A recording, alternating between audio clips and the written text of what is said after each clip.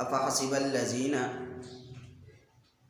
کفروا، کیا گمان کرتے ہیں وہ لوگ جو کافر ہیں، ان یتخذوا، یہ کہ وہ بنائیں، عبادی میرے بندوں کو، من دونی میرے علاوہ یا میرے نیچے نیچے، اولیاء کارساز، انا اعتدنا، بے شک ہم نے تیار کیا ہے، جہنم کو، للکافرین کافروں کے لیے، نزلا مہمانی کے طور پر۔ یہ جو بات کہی ہے کہ ہم نے جہنم کو کافروں کے لیے مہمانی کے طور پر تیار کیا ہے، یہ ایک استہزاء کے طور پہ ان کو کہی ہے۔ دیکھیں قرآن کریم کی ایک دوسری آیت میں ہے وَإِن مِّنكُمْ إِلَّا وَارِدُهَا، تم میں سے ہر شخص نے جہنم پر وارد ہونا ہے۔ اب دیکھیں اس میں مسلمان اور کافر کی قید نہیں ہے، بلکہ سب کے بارے میں فرمایا وَإِن مِّنكُمْ إِلَّا وَارِدُهَا كَانَ عَلَىٰ رَبِّكَ حَتْمًا مَّقْضِيًّا، تم میں سے ہر شخص نے جہنم پر وارد ہونا ہے۔ کان علی ربک حتما مقضیہ، یہ تیرے رب کا پکا ٹھکا فیصلہ ہے۔ اب یہاں پر وارد ہونے سے کیا مراد ہے؟ علماء نے کئی باتیں اس پہ لکھی ہیں۔ بعض حضرات نے لکھا ہے کہ وارد ہونے سے مراد یہاں پر مرور ہے۔ لازمی بات ہے، پل ہے تو نیچے جہنم ہے۔ وَإِن مِّنكُمْ إِلَّا وَارِدُهَا کا معنی اس صورت میں یہ ہوگا کہ تم میں سے ہر شخص نے جہنم پر وارد ہونا ہے۔ کیا مطلب؟ کہ جہنم کے اوپر سے گزر کے جانا ہے۔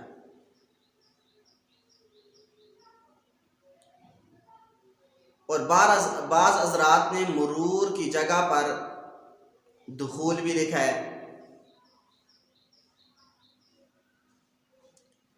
اب اس صورت میں مطلب یہ ہوگا کہ تم میں سے ہر شخص نے جہنم میں داخل ہونا ہے۔ تو اب داخل ہونا کیسے ہوگا؟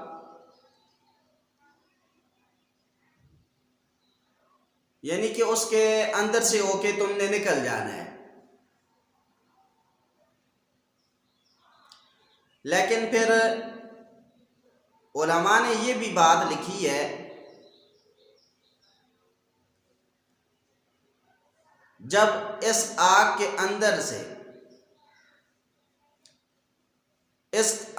اندر سے مومن گزرے گا تو یہ آگ اس پر ایسی ٹھنڈی ہو جائے گی جیسے حضرت ابراہیم علیہ السلام پر ہوئی تھی۔ اور جب کافر گزرے گا تو اس صورت میں اس کو یہ جلا کے رکھ دے گی، اس کو تکلیف پہنچائے گی۔ تو فرمایا وَإِن مِّنكُمْ إِلَّا وَارِدُهَا، تم میں سے ہر شخص نے جہنم پر وارد ہونا ہے۔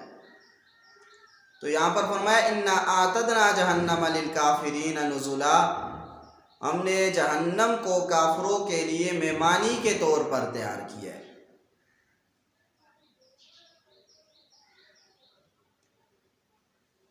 دیکھیں عذاب یہ کافر کو بھی ہوگا اور مسلمان کو بھی،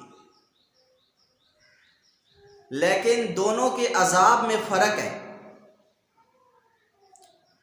مسلمان کو جو جہنم میں داخل کیا جائے گا یہ تزکیہ نفس کے لیے کیا جائے گا۔ اس نے دنیا کے اندر چوری کی تھی، زنا کیا تھا، دیگر گناہ کیے تھے، تو اب جہنم میں اس کو داخل کر کے اس گناہوں سے صاف کیا جائے گا۔ جب تزکیہ نفس ہو جائے گا تو پھر اس کو جنت میں داخل کر دیا جائے گا۔ اور کافر کو جو جہنم میں داخل کیا جائے گا وہ ذلیل اور رسوا کرنے کے لیے جہنم میں داخل کیا جائے گا، اس کا تزکیہ نفس نہیں ہوگا۔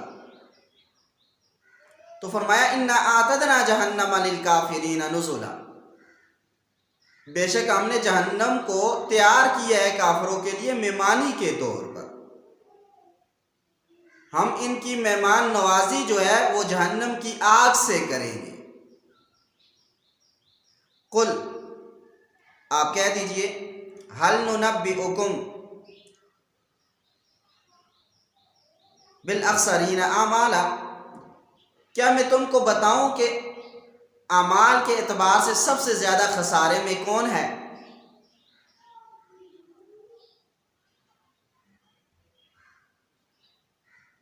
الذین، وہ لوگ، ضل سعیہم فی الحیات الدنیا، جنہوں نے ضائع کر دی اپنی کوشش دنیا کی زندگی میں، وہم یحسبون، اور وہ یہ گمان کرتے ہیں کہ انہم یحسنون صنعا، کہ بے شک انہوں نے اچھے اچھے کام کیے ہیں۔ اولئک الذین، یہ وہ لوگ ہیں،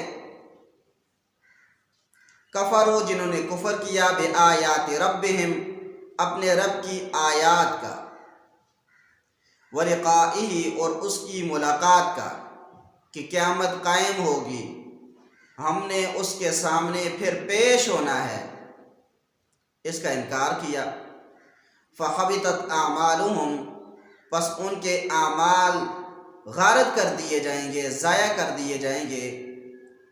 فلا نقیم لہم، پس ہم قائم نہیں کریں گے ان کے لیے یوم القیامت وزنا، قیامت والے دن ترازو وغیرہ۔ یوم القیامت، قیامت والے دن، وزنا، وزن یعنی ترازو۔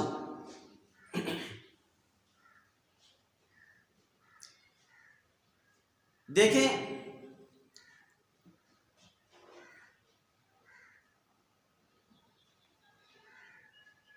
ترازو تو اس وقت رکھا جاتا ہے نا جب کسی چیز کو ماپنا ہوتا ہے۔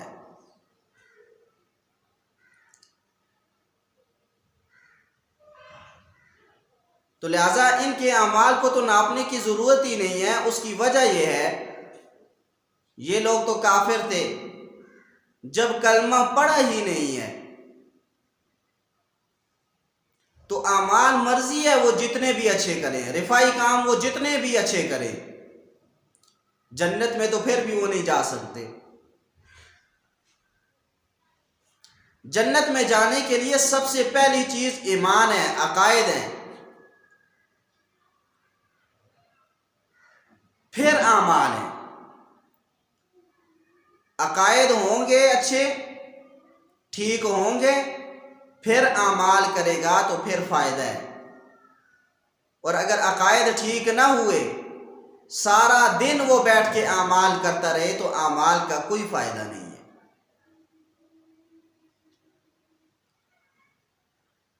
تو اس وجہ سے ان کے لیے ترازو وغیرہ لگانے کی ضرورت نہیں ہے، کیونکہ ترازو تو وہاں پر لگایا جاتا ہے جہاں پر کوئی اچھائیاں بھی ہوں اور برائیاں بھی ہوں۔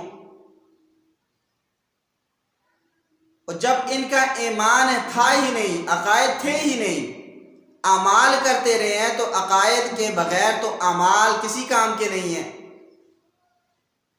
تو اس وجہ سے گویا کہ ان کے نامہ اعمال کے اندر صرف برائیاں ہی برائیاں ہیں، تو اب ماپنے کی ضرورت ہی نہیں ہے، ترازو لگانے کی ضرورت ہی نہیں ہے۔ تو اس وجہ سے ان کے لیے حکم ہوگا کہ ان کو جہنم میں پھینک دیا جائے۔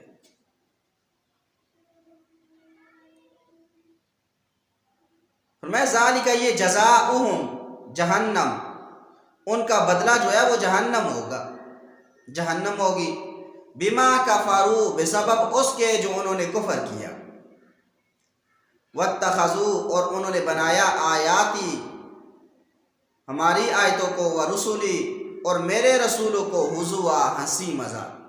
جب ہماری نشانیاں، ہماری آیتیں اور ہمارے رسول ان کے پاس جاتے تھے تو یہ ان کے ساتھ ٹھٹے کرتے تھے، ہنسی مذاق کرتے تھے، ان کو جھٹلاتے تھے۔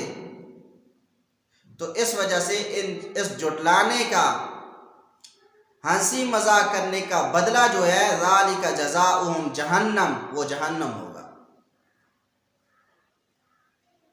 ان الذین، بے شک وہ لوگ، آمنو جو ایمان لائے، وعملوا الصالحات، اور انہوں نے نیک اعمال کیے، سنت کے مطابق اعمال کیے، کانت لہم، تو ہوگی ان کے لیے، جنات الفردوس، ٹھنڈی چھاؤں والی جنتیں، نزلا، مہمانی کے لیے۔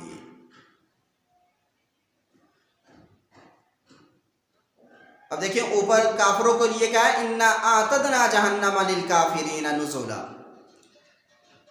ہم نے جہنم کو کافروں کے لیے مہمانی کے طور پر تیار کیا ہے، اور اہل ایمان والوں کے بارے میں فرمایا کانت لہم جنات الفردوس نزلا، ہم نے ٹھنڈی چھاؤں والی جنتیں اہل ایمان کے لیے مہمانی کے طور پر رکھی ہیں، خالدین فیہا، ہمیشہ یہ اس کے اندر رہیں گے، لا یبغون، نہیں تلاش کریں گے، عنہا حولا، اس سے منتقل ہونا، اور کوئی چاہے گا بھی نہیں۔ ایک دفعہ جنت میں داخل ہو جائے تو کوئی بیوقوف یہ ہو سکتا ہے کہ جو یہ چاہے کہ جہنم سے نکل جاؤں، تو اس وجہ سے کوئی بھی نہیں چاہے گا کہ ہم جنت کے اندر سے نکل جائیں۔ قل، آپ کہہ دیجئے، لو کان البحر مدادا، اگر ہو جائے سمندر سیاہی، لکلمات ربی، میرے رب کے کلمات کے لیے، لنفد البحر، البتہ سمندر ختم ہو جائیں گے، سمندر ختم ہو جائے گا، قبل اس کے کہ ان تنفد کلمات ربی، یہ کہ میرے رب کے کلمات ختم ہو، میرے رب کی تعریف حمد ختم ہو، وَلَوْ جِئْنَا بِمِثْلِهِ مَدَدًا، اور اگرچہ ہم لائیں اس جیسے اور بھی سیاہی، اس جیسی اور سیاہی بھی لائیں، تو پھر بھی اللہ تعالیٰ کی حمد و ثنا ختم نہیں ہو سکتی۔ قل، کہہ دیجئے، انما انا بشر مثلکم، بے شک میں بشر ہوں تمہارے مثل ہی، یوحا الیہ، وحی کی جاتی ہے میری طرف، انما الہکم الہ واحد، پختہ بات ہے کہ تمہارا اور میرا الہ ایک ہی ہے۔ فمن کان یرجو، پس وہ شخص جو امید رکھتا ہے، لقاء ربہ، اپنے رب کے ساتھ ملاقات کرنے کی، فلیعمل عملا صالحا، پس چاہیے کہ وہ اعمال کرے سنت کے مطابق، وہ اعمال کرے اچھے اعمال، ولا یشرک بعبادت ربہ احدا، اور شریک نہ ٹھہرائے اپنے رب کی عبادت میں کسی ایک کو۔ تو اس وجہ سے انسان جو اعمال کرے گا اس کا قیامت والے دن اس کو بدلہ دیا جائے گا، آخرت میں اس کو بدلہ دیا جائے گا۔ تو اسی طریقے سے شرک سے بھی بچنا چاہیے۔ شرک یہ بہت بڑا گناہ ہے، ان الشرک لظلم عظیم۔ لقمان علیہ السلام نے اپنے بیٹے کو کہا تھا، یا بنی لا تشرک باللہ، اے میرے بیٹے اللہ کے ساتھ شریک کسی کو نہ ٹھہرانا، اللہ کے ساتھ شرک نہ کرنا، ان الشرک لظلم عظیم، بے شک شرک جو ہے یہ جرم عظیم ہے، تو لہٰذا اللہ کے ساتھ شریک نہیں ٹھہرانا چاہیے۔ حدیث مبارک کے اندر آتا ہے، اللہ کے نبی صلی اللہ علیہ وسلم نے فرمایا، من حلف بغیر اللہ فقد اشرک باللہ، جو اللہ تعالیٰ کے علاوہ کسی چیز کی قسم اٹھاتا ہے گویا کہ وہ اللہ تعالیٰ کے ساتھ شریک ٹھہراتا ہے۔ تو اس وجہ سے یہ بات کہنا کہ میں رسول کی قسم کھاتی ہوں، میں اپنے بچے کی قسم کھاتی ہوں، میں فلاں کی قسم کھاتی ہوں، تو لہٰذا یہ غیر اللہ کی قسم کھانا ہے۔ جب غیر اللہ کی قسم کھائی تو گویا کہ اللہ کے ساتھ شریک ٹھہرایا، تو اس وجہ سے شرک سے بچنا چاہیے۔ فرمایا ان الشرک لظلم عظیم، یہ شرک جو ہے یہ جرم عظیم ہے، بہت بڑا جرم ہے، تو لہٰذا اس سے اجتناب کرنا چاہیے۔